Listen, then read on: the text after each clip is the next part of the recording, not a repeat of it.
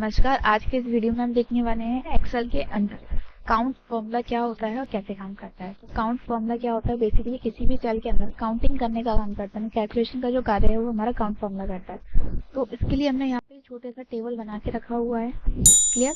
तो ये टेबल जो हमें दिख रहा है ये हमें यहाँ पे तैयार करना है। टेबल के अंदर हम फॉर्मूला कौन सा लगाएंगे? सबसे पहले हम लगाएंगे काउंट, फिर लगाएंगे काउंट ए, फिर लगाएंगे काउंट ब्लैंक और एक लगाएंगे हम काउंट ए।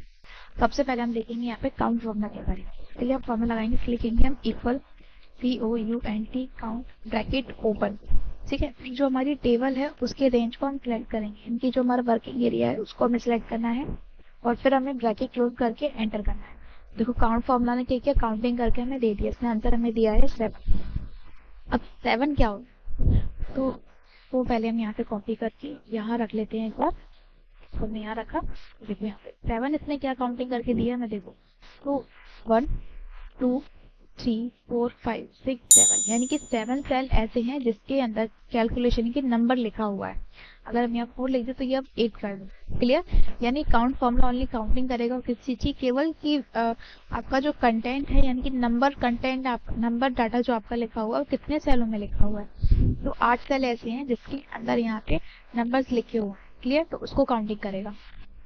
काउंट ए क्या करता है, जैसे हम काउंटा भी बोलते हैं, तो इसके लिए हम इसको लगाएंगे equal COUNT count A bracket. अब हम रेंज सेलेक्ट करेंगे, रेंज हमने सेलेक्ट किया, ब्रैकेट क्लोज और एंटर। अब इसने क्या दे दिया 21, यानी कि काउंट फॉर्मूला करेगा ओनली नंबर काउंटिंग करता है कि नंबर कितने सेल में लिखा हुआ है उसको काउंटिंग करके दे देगा।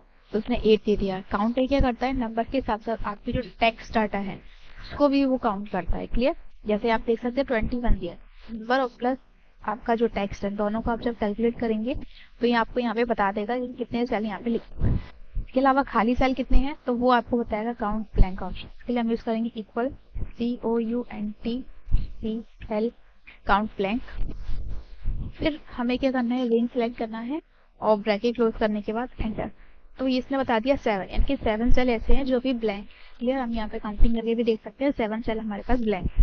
अगर यहाँ पे हम कोई और डिजिट लिख देते हैं तो एक सेल कम हो गया तो 6 हो गया। क्लियर? और काउंट कितने हो गए, फिर यहाँ पे 9 हो गए, एक सेल हमने और बढ़ा दिया है किसका, नंबर का। ठीक है, इस टाइप से यहाँ पे काउंट काम करेगा हमारा। नंबर काउंटिंग के लिए काउंट ये करता है नंबर के साथ साथ टेक्स्ट को काउंट करेगा। काउंट ब्लैंक यानी कि खाली जगह को, ब्लैंक सेलों को कैलकुलेट करके हमें देता है। इसके अलावा है काउंटिंग। काउंटिंग क्या करता है, काउंटिंग करता है बट किसी स्पेशल कैरेक्टर को फाइंड करने के लिए। जैसे इक्वल COUNTIF, हमने इसको लिखा काउंट इफ। रेंज हम सिलेक्ट करेंगे इसकी, उसके बाद सिंगल कॉमा। अब वो पूछ रहा है कि हमें वैल्यू कौन सी काउंट करानी है, यानी कि एक कौन सा नंबर है जिसको आपको कैलकुलेट कराना है। तो हमें कराना है यहाँ पे के कितनी बार आया, तो उसको डबल इन्वर्टेड कॉमा के अंदर के लिखेंगे, डबल इन्वर्टेड कॉमा बंद करेंगे, ब्रैकेट क्लोज करेंगे, एंटर। कितनी बार दिखा रहा है, हमें 4 टाइम दिखा रहा है। 1 2 3 एंड 4 टाइम यहाँ पे के लिखा हुआ है। यानी किसी स्पेशल कैरेक्टर को फाइंड करने के लिए हम लोग काउंट इफ का यूज करते हैं। इसको हम एक बार और देखते हैं, equal COUNT count if bracket open. Range हमने सेलेक्ट किया, सिंगल कॉमा नीचे दिया, डबल कॉमा के अंदर। अब हमें क्या कैलकुलेट करना है इसके अंदर ए, तो ए पे हमने क्लिक किया, मतलब ए हमने टाइप किया, फिर इन्वर्टेड कॉमा बंद किया, ब्रैकेट क्लोज और एंटर। तो ए कितनी बार आ रहा है इसके अंदर, 7 टाइम आ रहा है। तो 7 टाइम इसने हमें ए कैलकुलेट करके दे दिया। तो इस तरीके से हम यहाँ पे अपने एक्सेल के अंदर काउंट फॉर्मूला का यूज कर सकते हैं।